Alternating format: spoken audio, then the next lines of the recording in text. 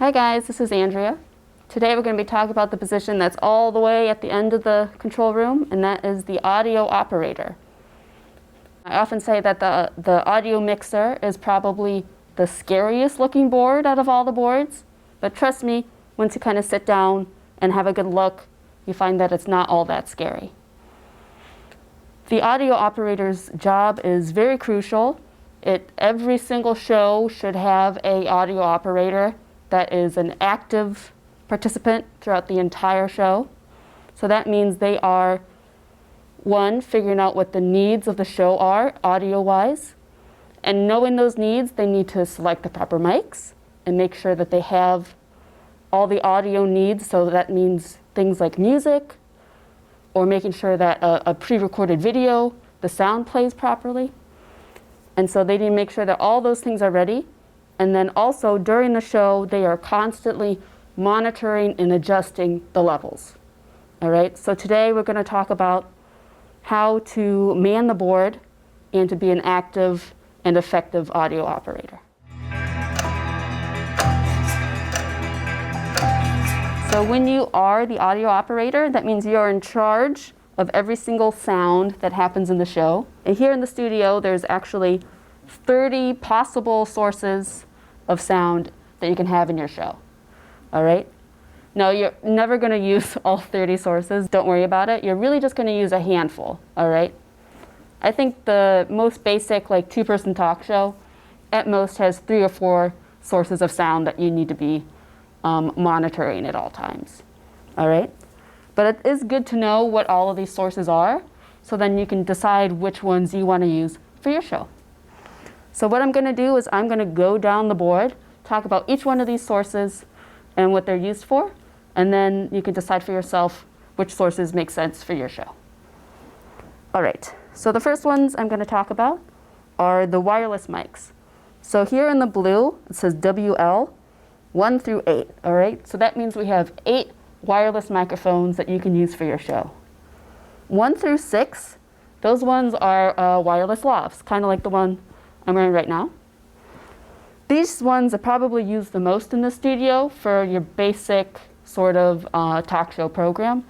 Most of those end up using one of the wireless lavs. 7 and 8 are actually handheld mics, all right? So that's great for if you maybe have an audience and you're going around talking to the crowd. That wireless handheld is a really good option. After that, we've got overhead, left and right. This is number 9 and 10 on the board. So we actually have 2 little microphones that are dangling from the ceiling in the studio. And these 2 little microphones, they're great for if you have, say, an audience whose applause you want to hear. Or maybe you've got a choir of 30 people that you can't mic every single one of them. Then you would probably end up using the overhead mics. Also, the overhead mics are important when you're setting up for your show. So let's say you've got somebody in the studio and they're getting all the lights set up and ready. They need to be able to communicate to the person working on the light board back there to tell them what light to turn on and off, what to fade up and fade down. All right? So always have these overhead mics up and ready so the people in the control room can hear what the people are saying in the studio. After that, we've got caller 1 and caller 2. This has to do with live studio programs. We don't really talk about live studio in this class. That's actually part of a workshop that we do, a live workshop. But just so you know, if you have somebody calling in to your live studio show, this is where you would record the sound of their voice. All right, is on caller 1 and caller 2. After that, we've got DDR1 and DDR2. So DDRs, that's part of the switcher on the TriCaster over there.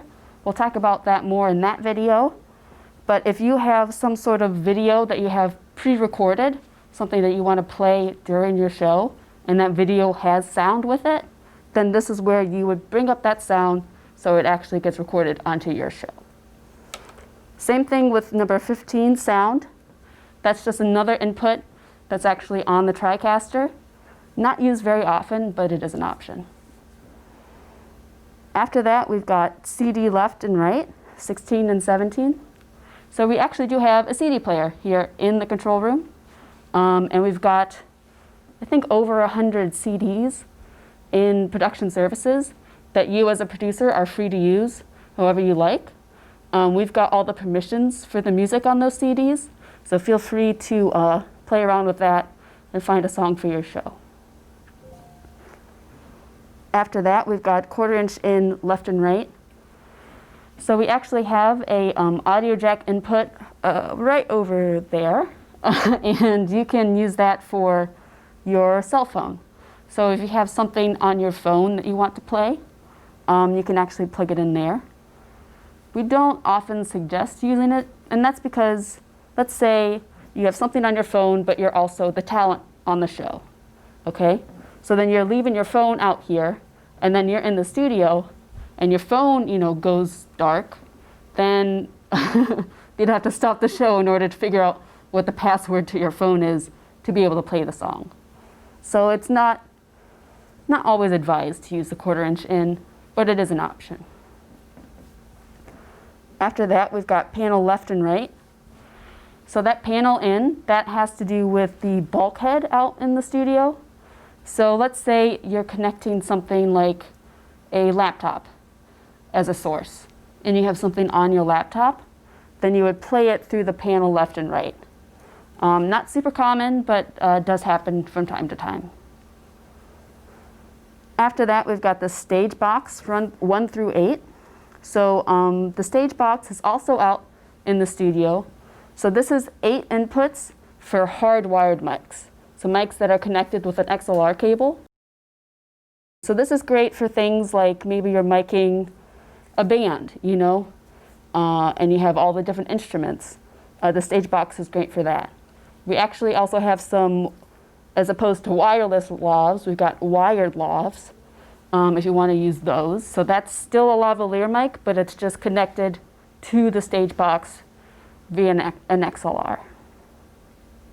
And then finally, the last one we want to talk about is the web PC.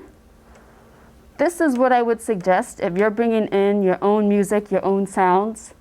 I would suggest you use web PC. So this means you would put that sound on a little USB flash drive, and you can plug that in right over there, and then you can bring it up on this computer here. So that's probably the best method to bring in your own music. You could even email something to yourself and play it from this computer. Just log into your email here. And that's all the inputs on the board. Okay, I've got a wireless mic here. And first things first, of course, just turn it on. There's a little switch on the top, and it'll turn green. And then before you start miking somebody, 2 things you gotta take note of. First is which number mic you're giving them. So right now I have mic 2. And also you gotta check the battery power on the mic as well. So right now I can look at it. I've got full bars here, so that means it'll last me a good while. I would say if you have maybe 3 bars or less, you should probably get a new battery. And it just takes AA batteries right in here. So the audio operator's job is not just sitting at the board, it's also their responsibility to make sure that everybody is properly mic'd. So I have here, and as does Eric, a wireless lav mic. And as you can see, there's, depending on what kind of wardrobe the person is wearing, that affects how you actually attach the mic. Each of these lav mics should have a little pop filter right on top, so just make sure that's present before you put it on the person. It's also very important to make sure you keep track of which mic you're giving to who and where they're going to be sitting. That's just going to make your job easier when you're monitoring the levels back at the board. So Eric's got a button up here. It should be pretty easy for him to kind of snake the mic up underneath his shirt and then come out from in between 2 of the buttons.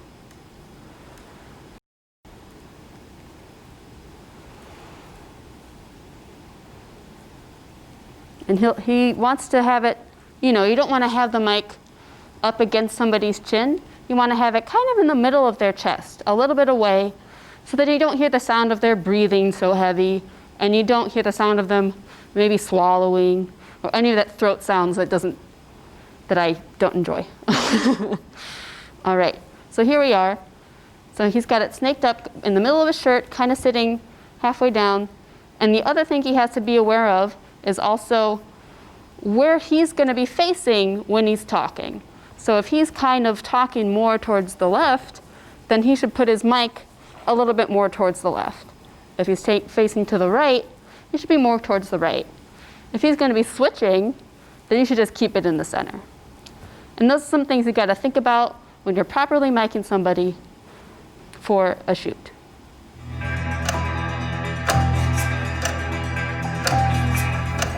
All right, so now that you've mic'd your talent properly with a lav mic or whatever mic you're using, the next thing you want to do is set your levels.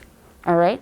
Now when we're talking about levels, that means the strength of the signal coming from whatever input, whatever source you have in your show. All right? So here at CanTV, and for most broadcast purposes, your levels should be set between -12 and -20. Now this is decibels. That's just the unit of measurement that we use for the strength of an audio signal. Now to be able to set your levels, the first thing you need to do is set your main level to U. All right? This main level means this is all the sources that you have in your show all gets funneled in to this main level source. If I don't set my levels, my main level, and I come back over here and I set my other levels, we might hear the music, but we're actually not recording it. If I look over here, I see there's no levels, no green bars over at my main level bar. Once I set it to U, now I'm actually recording something. The other thing to think about when you are setting your levels is that just because it sounds like you're recording something doesn't mean you are. Just because something might sound loud or quiet doesn't necessarily mean that it is. Okay? Because what we're listening to right now is coming out of the monitor speakers here. And I can make this quiet, or I can make it loud.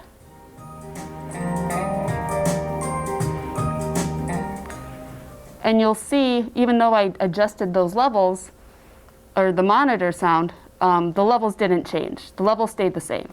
It just sounds louder in here.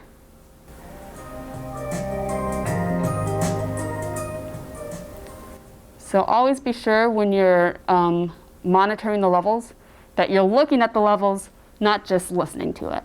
You got to use both.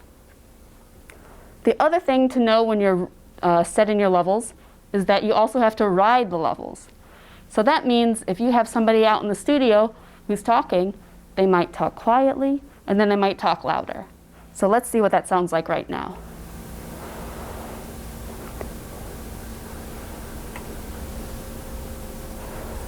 Amongst each other, amongst ourselves, there's certain times when it's appropriate for people to, like, you know, really just set their differences aside a little bit and do a little bit of self-reflection. You see just then, Think about what really, as he was talking, the levels actually got quite a bit louder.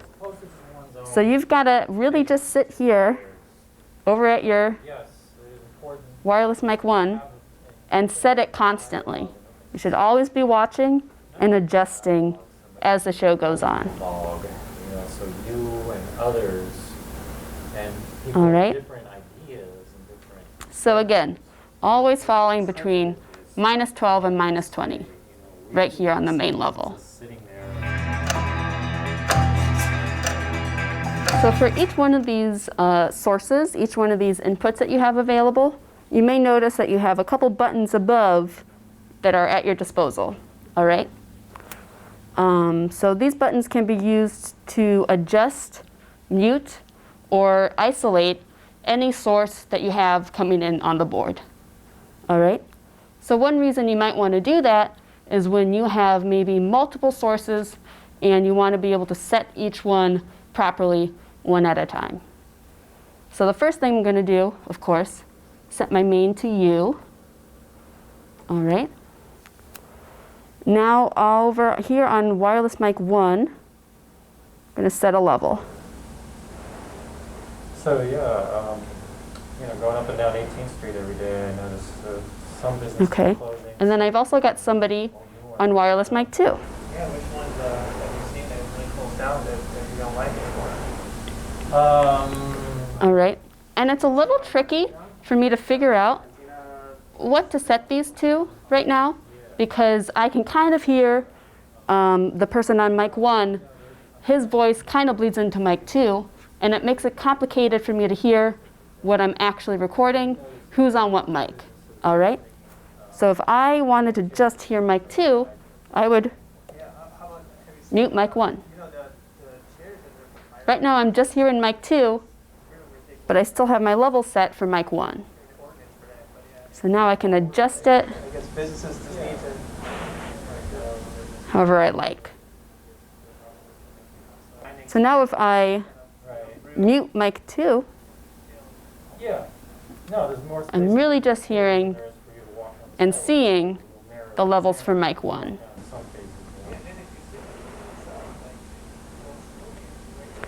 Cars pass by, pollution, smog is in you, and it's not even aesthetically. There might be times where you want to make the person on wireless mic 1 or 2, or any of the wireless mics, louder, but the person's speaking so quietly that even if you went all the way to the top, it still isn't enough. All right? And if you needed to do that, then you could use something called the compressor over here. And if I wanted to adjust the compressor on somebody, I would just make sure I'm selecting the mic that I want to adjust. And then I could actually make it louder over here by adjusting the gain. Maybe once every couple of weeks. Same here. Maybe 1 or 2. Yeah. Before it was more like once a week. Yeah, definitely. So now I've made that person quite a bit louder, even if I've adjusted this as high as it'll go.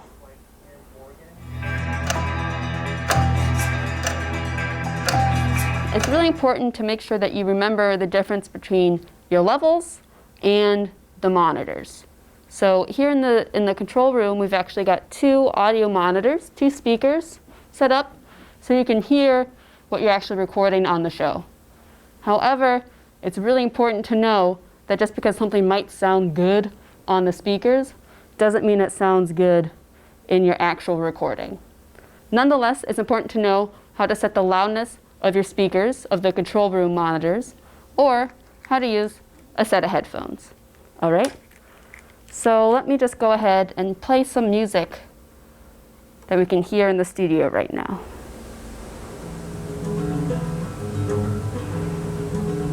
All right. So right now I've got the music set properly on the levels.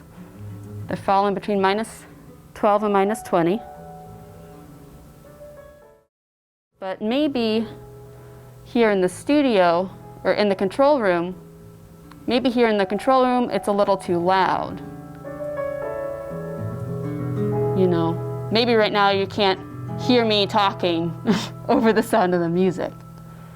So that's why you would come here and adjust the sound of the monitors. So even though we're still recording at the same level, it's a little bit quieter here in the control room. Now we can all hear ourselves think. Now, alternatively, if you say maybe things are getting a little too hectic in the control room, or maybe the director needs to be able to focus and he needs these control room monitors set a lot quieter.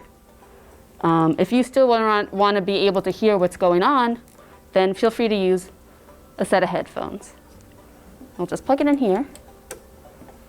And you see, even though I plugged it in, you can still hear it from the control room monitors.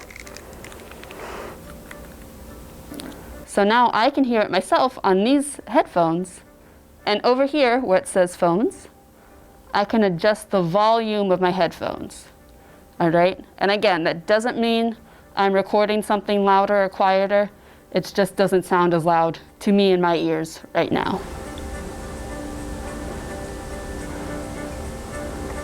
So feel free to choose whatever setup you like. You can just use the control room monitors, or you can bring your own set of headphones, whatever is more comfortable for you. Okay, here we are in the studio space itself. As you can see behind me, there's actually two speakers, two studio monitors, monitor left and monitor right. And you can actually pick and choose certain sounds to play in the studio separate from what you actually record onto your program. So let's go talk about that. Just like you can for the monitors here in the control room, you can actually set the loudness of the monitors in the studio. And that you do over here. These are called sends, all right? So that means I'm sending some sounds out into the studio, okay? So over here I've got studio left and studio right. And I can adjust the volume of those speakers here, all right? Just like I can with the monitor and with the headphones. So I can adjust this to whatever feels good to them out in the studio. You can actually mute the studio speakers as well if you don't want to send any sound out into the studio. Now the studio speakers operate a little differently. They're not just sending you out to what's getting recorded onto the show. You can actually send out a completely different set of sounds into the studio, all right? So let me go over what I mean. If I come over here to where it says control, and I select it, you see some things change over here on the upper half of the board, all right? This is telling me what I am sending out into the studio left and how loud it is, okay? So right now I've actually got some music playing on CD left and right.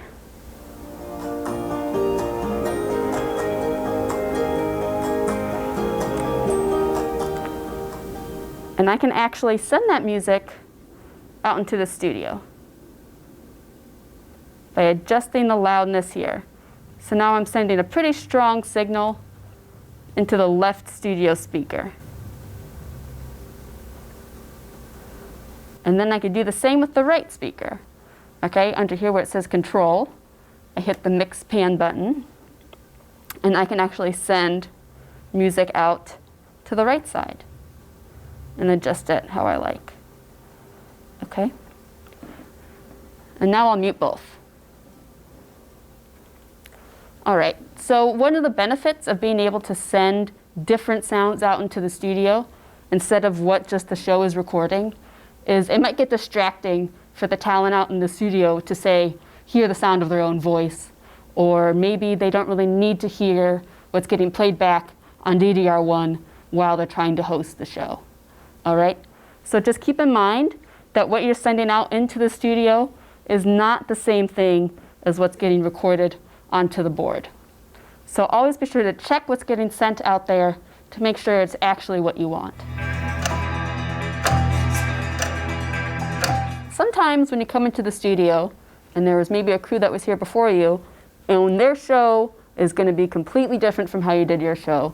Maybe they had 20 different levels set. Maybe they did a lot of different adjustments with the compressor. Maybe the studio was sending out so many different inputs that you don't want to send out. The first thing you can do when you come into the studio is actually just reset the board, all right? So in order to reset the board, you come over here to where it says Mix Scenes, and you can press and hold on any of these buttons, 1 through 6, and this will reset the board to how it should be. All right, so now I got rid of all of my muted, all of my solo tracks.